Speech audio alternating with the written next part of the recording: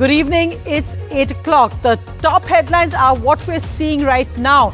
This scene in Delhi's Municipal Corporation House are becoming a national embarrassment. You're seeing punches, kicks, chappals being thrown all over one vote and the recounting for a committee election. This is what's being seen in screens across India as Delhi's Municipal Corporation has become literally a national embarrassment.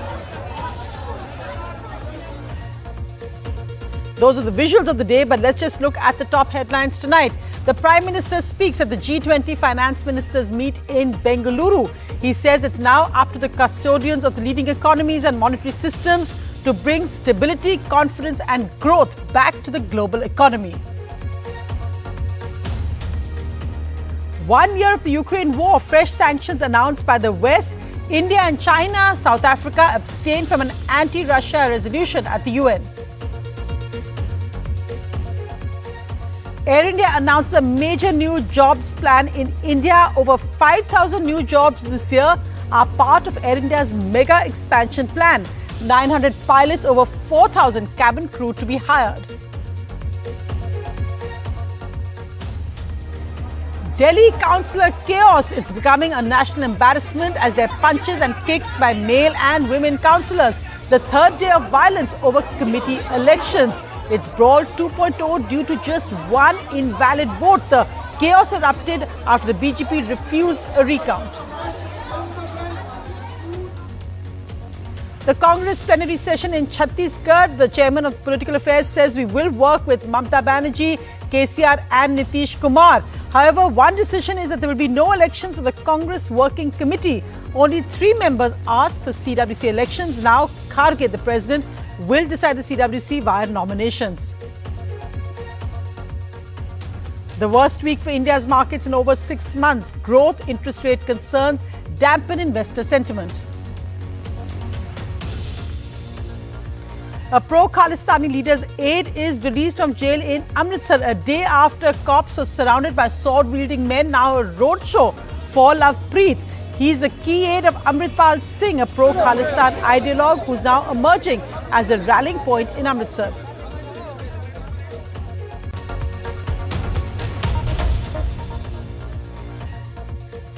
Our lead story tonight, in the first anniversary of the Ukraine war, G20 Finance Ministers of the top nations were meeting in Bengaluru today, including the US, Europe's and Russia's finance ministers. The Prime Minister spoke today at this meeting, stressing on the need for the custodians, as he said, of the large economies and multilateral systems to actually look at bringing back stability and growth to the international economy. The Prime Minister addressed the G20 Finance Ministers, the grouping of 19 countries and European Union, which accounts for 80% of the world economy. On the menu, a plate full of crises, especially climate change and the debt crisis. The day after Ajay Banga was named by the US as its nominee World Bank president, the Indian Prime Minister joined the US in calling on such institutions to address climate change as well as high debt levels. Even as the world population has crossed 8 billion, progress on sustainable development goals seems to be slowing down. We need to collectively work to strengthen multilateral development banks for meeting global challenges like climate change and high debt levels. In the hall were both the Russian and the West finance ministers. However, while not mentioning the Russia-Ukraine war explicitly, on the 1 year of President Putin's invasion of Ukraine, the Prime Minister said the ministers had to restore confidence to the global economy.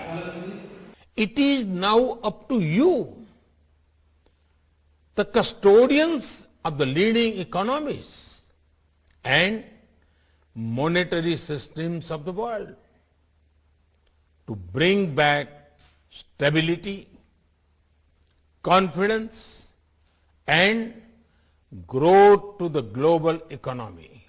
The G20 discussions in 2023 will focus on exploring holistic solutions to the most pressing global challenges.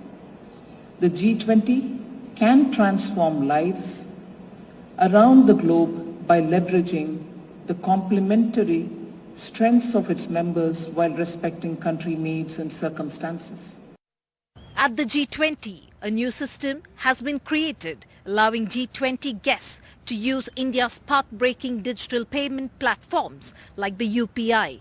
Through this, India is using G20 as a vehicle to make member nations to harness the power of technology. Explore and harness India's stack. Now that was a message and a suggestion from Prime Minister Narendra Modi to the world leaders attending the G20, also promoting in way that is India's digital infrastructure to the world. Now other major issues that remained on top priority was of course the climate change, and also Prime Minister Narendra Modi focusing especially on strengthening the multilateral development banks and also in a way to tackle especially lending as far as climate change is concerned. In the coming days, we're also going to see where U.S. Treasury Secretary Janet Yellen also trying to press for consensus for reformation of the multilateral development banks.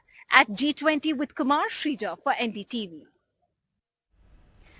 And as the Russian and Western finance ministers in one room there amid tension, the one-year anniversary of the invasion was marked by the West announcing fresh sanctions. However, India and China were amongst the countries who abstained from a resolution moved against the Russia invasion. Here's a video released by the Ukrainian president.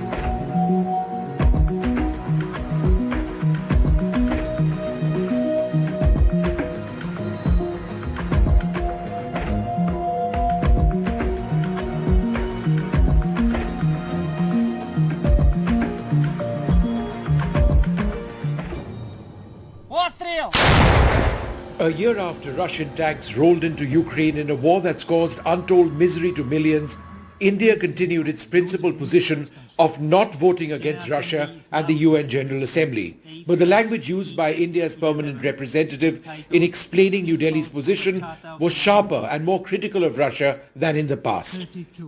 Reports of attacks on civilians and civilian infrastructure are also deeply concerning. While reiterating that this cannot be an era of wars, India's ambassador said the resolution fell short of answering key questions. The most important, are we anywhere near a possible solution acceptable to both sides? While we take note of the stated objectives of today's resolution, given its inherent limitations in reaching our desired goal of securing lasting peace, we are constrained to abstain. India's decision to abstain will come as disappointment for Kiev. Earlier this week, the head of Ukraine's president's office had called the National Security Advisor Ajit Doval, specifically asking India to vote in favor of the resolution. India's engagement with Russia over the last year has been two-pronged. While both the Prime Minister and the National Security Advisor have reached out to President Putin to end the war, India has defied the West by importing Russian oil in India's national interest, a position that key European partners have now begun to accept. India buying oil from Russia is none of our business, basically. That's something that the Indian government decides, and as you get it at a very, very low price, I cannot blame the Indian government to buy it.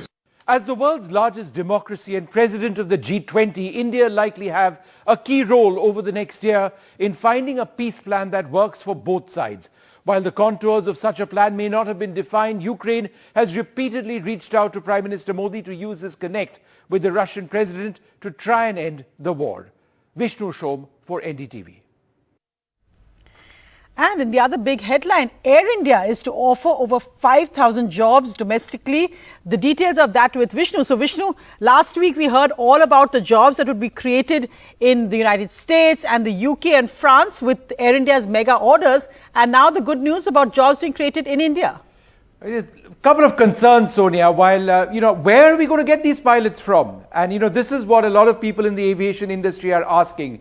Where is Air India going to find 900 pilots in the year 2023? If they are to get pilots, because a lot of them operate Airbus aircraft from the other airlines, then there's going to be a salary war. Will some of the other airlines be able to match Air India's salaries if it is higher? And if Air India can't do that, would they have to bring in expat pilots? In the long run, India needs to have our own homegrown and trained pilots. That's going to take time. What will be easier, 4,200 cabin crew this year, they'll be recruited from across the country. But Sonia, one final word. In as much as we talk about Air India and its historical legacy, this is an entirely new airline. Think about it, 5,000 jobs, 470 aircraft. They really plan to conquer the world, as it were. The skies, at least, Vishnu, of aviation, civil aviation. But as I said, great news on jobs there. And thanks so much for that update. But let's go across to something which is really nothing to celebrate. In fact, it's actually a national embarrassment. And this is what is about elected councillors. I mean, just look at these visuals. Whether it's men councillors, women councillors, their punches, hair being pulled, chappals being thrown, people fainting. All this is over committee elections of the municipal corporation. So these are not even national elections, are clearly crucially important. Look at that man there in red. There he goes. He climbs up. Okay, he's already punched somebody. He gets punched back. He then jumps down, gets overpowered. I mean, this is really like some wrestling match somewhere. You don't expect this to be in an elected councillors' representatives hall in a way. And here, women councillors now going for each other. So there they are, pulling hair, pushing each other, clothes being torn and ripped. All this apparently but one invalid vote in the counting for a committee election. So Tanushree is there. She's got the latest. This is what one vote can do. The Aam Aadmi Party and the Bharatiya Janata Party councillors started a fight. There was violence inside the well of the house in the MCD. And now you can see in the visuals that many councillors have even fainted after the fighting. The violence has stopped, and all this over the elections, over the voting and counting of votes of the standing committee. Now this has been going on for the last 3 days. After 3 failed attempts and Supreme Court's intervention, finally the mayor was, Delhi MCD's mayor was elected, and Delhi's deputy mayor were elected. But the standing committee, which is the most important committee of the MCD, those election couldn't take place. There was ruckus, microphones were ripped off, there was huge damage, as we saw day before yesterday, an entire high decibel all-night drama. But now after 2 days, the things are same, even worse. The counting of votes have concluded, and the standing committee members were just before the standing committee members were about to announce, the mayor was about to announce the results. The Bharatiya Janata Party said that one vote which has been declared invalid by the Aam Aadmi Party councillor and a mayor of the Delhi MCD, Shelly Oberoi, that goes against the rules of the election commission's technical committee, under the supervision of which the standing committee's voting took place. But the Aam Aadmi Party said that 3 vote goes to the Aam Aadmi Party, 3 goes to the BJP. But the BJP was saying that it's 4 for BJP and 2 for Aam Aadmi Party. And that's why there was entire ruckus, and the ruckus was so bad that it wasn't just verbal spats, verbal fights. It was physical. The councillors were punching each other, throwing papers at each other, abusing each other. And this is the discourse at the MCD house, where Aam Aadmi Party councillors and the BJP councillors have been fighting for the last many days over the elections of the standing committee of the MCD. I'll ask camera person Prem Singh to show you around and show you the kind of security deployment which is here, but it still doesn't prevent the councillors to come at blow with each other. And there were many councillors who fainted, there were many councillors who were abusing each other, and this is all happening right now in the Delhi MCD house. This has been going on for the last 3 days. This morning the elections concluded. The voting process happened smoothly, and we were expecting that the results will be out, but now the results are not out. Now the councillors have gotten down to violence. With camera person Prem Singh, I'm Tanushree Pandey for NDTV.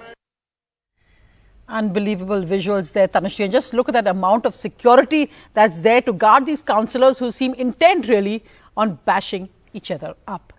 Meanwhile, let's go across to Raipur in Chhattisgarh, where the Congress plenary has begun today. The chairperson of the Committee of Political Affairs said that the Congress is ready to work with opposition leaders like Mamata Banerjee and KCR of Telangana, the Chief Minister, and Nitish Kumar of Bihar. Now, though Nitish Kumar has said the Congress should lead any opposition alliance, both Mamata Banerjee and KCR have stayed away from any such invitation. In fact, Mamata Banerjee and Rahul Gandhi recently trading barbs in the Meghalaya elections.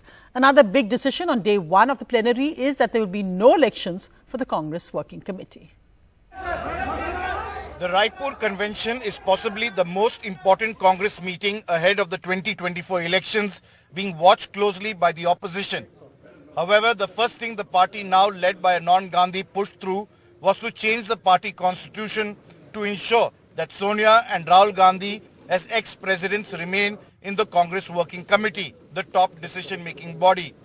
Priyanka Gandhi Vadra, who's not an ex-president, can be nominated, as the party today decided not to hold elections to the Congress Working Committee. The changes ensure a permanent place for the Gandhis, continuing their firm hold on the party. See, we had an election for the Congress president, and Shri Kharge ji was elected by a thumping majority. Almost 85% of the delegates, PCC delegates, have voted for him. Now the Congress Working Committee discussed threadbare and has passed a resolution because we have full faith in the leadership of Mallikarjun Kharge.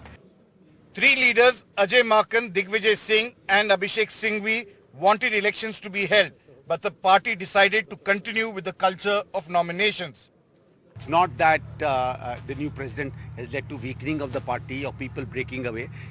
No signs have come. Otherwise, with everybody sniffing around the Congress, if there was any evidence that party is weakened after Mr. Kharge is taking over, that hasn't happened.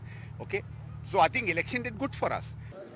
On the larger question of the Congress's role in the next elections to the parliament, the party needs to decide on its alliance strategy and bury differences despite the contradictions and rivalries within the opposition, leading to a low index of opposition unity.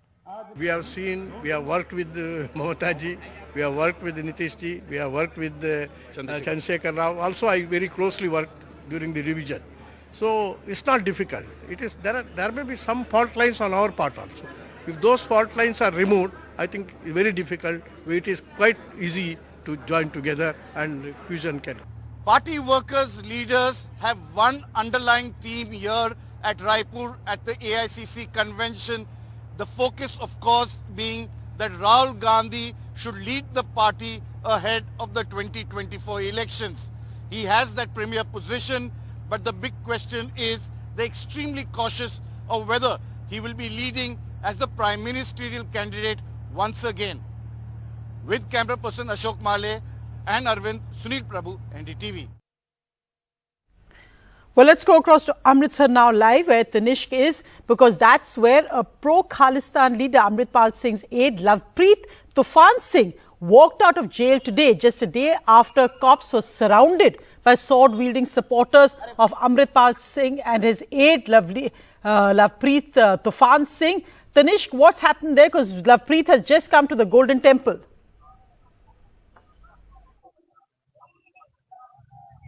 Yes, Sonia, it was about an hour ago when Lovepreet Singh and Amritpal Singh arrived here at the Golden Temple.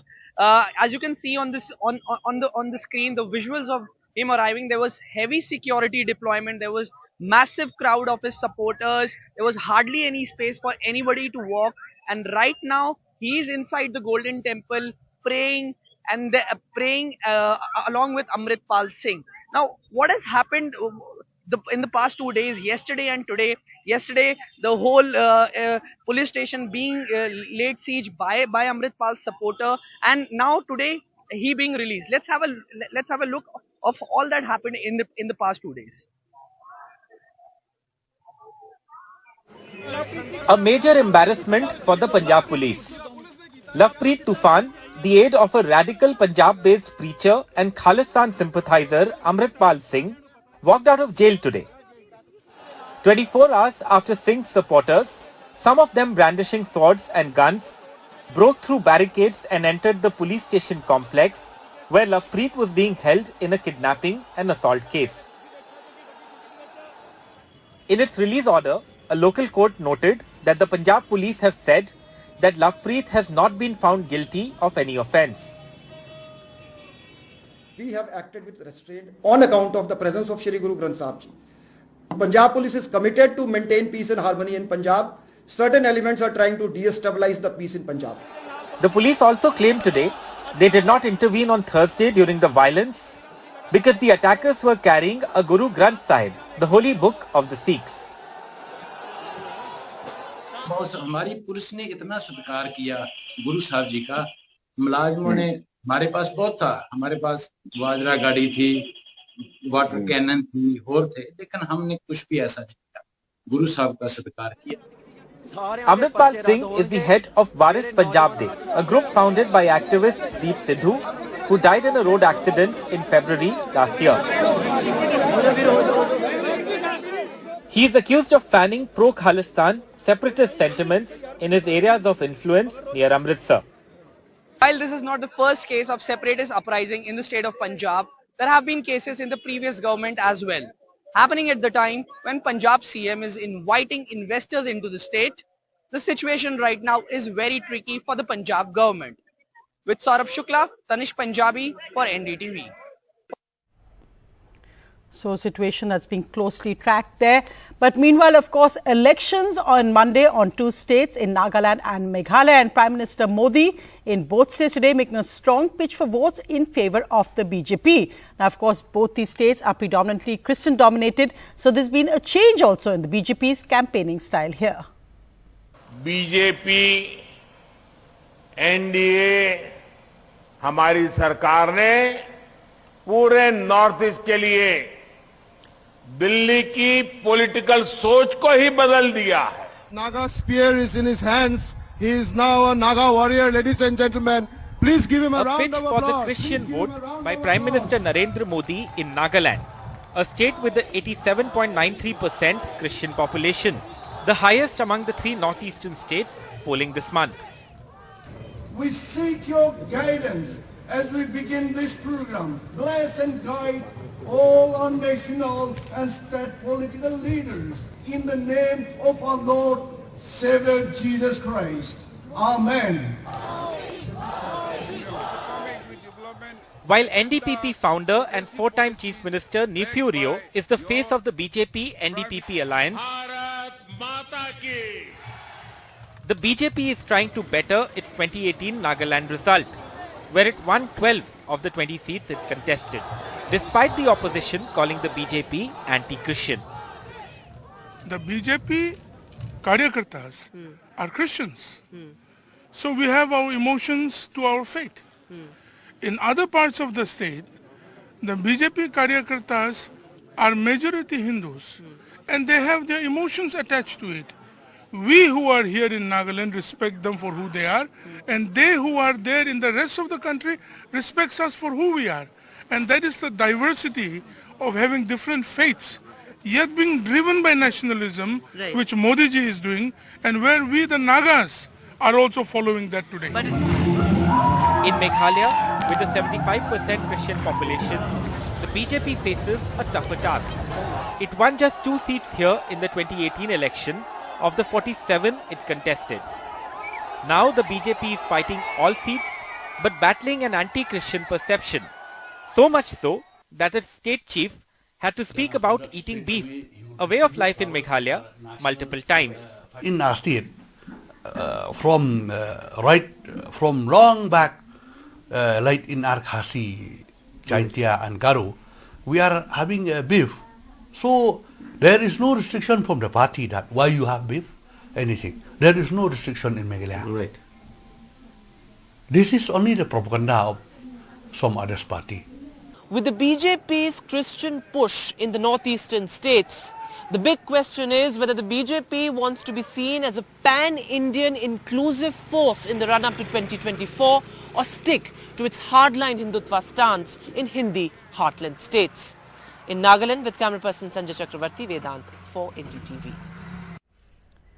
In other news, markets have declined for the sixth straight session today. It's the worst week for the markets in over 6 months. The Sensex today ending the week falling by 141 points. The Nifty also continuing its losing streak, falling 45 points. Metal shares declined the most, the rupee closing flat today. Growth and rising interest rates concerns have hurt investor sentiment, especially foreign investor sentiment at the moment.